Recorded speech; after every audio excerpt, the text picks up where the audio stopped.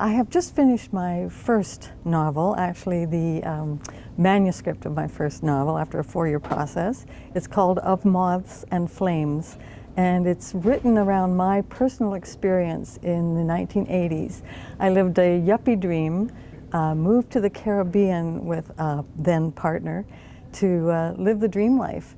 And 2 weeks after arriving there, our home and our warehouse were destroyed by Hurricane Hugo. While we cowered in a very flimsy closet, the roof went, the walls went, there was lightning in the house. We barely survived. And the 2-year aftermath. So I've been wanting to write this a very long time. And it's fictionalized, and through this character's eyes, you live through a lot of what I lived through.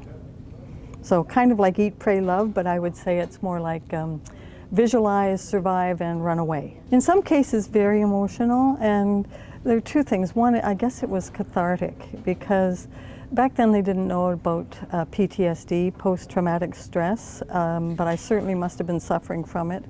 So I think I carried that with me a long time, and it was very cathartic to get it out.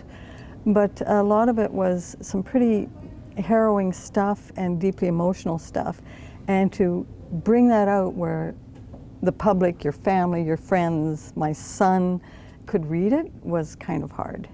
But overall, a positive experience.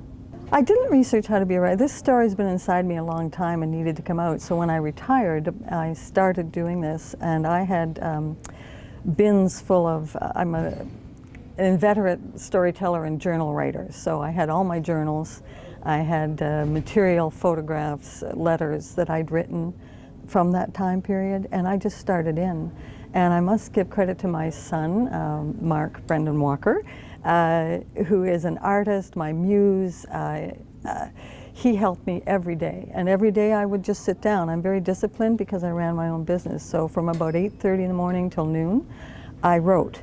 And when I was done writing, he would have a phone call with me where I would read him the chapter, and then he would think about it and give me feedback on what he'd heard.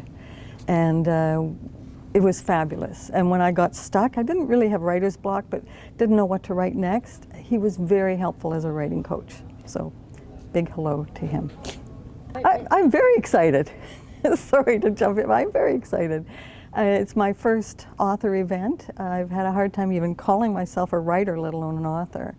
I'm pursuing publishers now, and I think once I'm published, I'll feel like an author, not just a writer. So it should be a great event.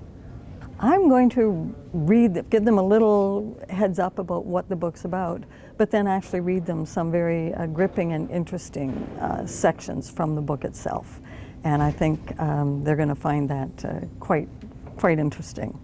Oh, I am such an avid reader that I can't give you a favorite author.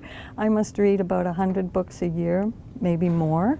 And I have some that I admire, but I'm open to writers. I'm open and flexible in my reading. It's an interesting question for me because the last 8 years of my career, I ran a company where I did training for librarians. And I was flown all over the world, New Zealand, Australia, all through the US, and training librarians in customer service and a lot of other things. So I am passionate about libraries and their importance in this world. You look around here today, there's people gathering, doing things. It's a community hub. It's not just, oh, Google can do whatever a librarian does. A library is so much more than that. It's all about the people, and so I think it's very important.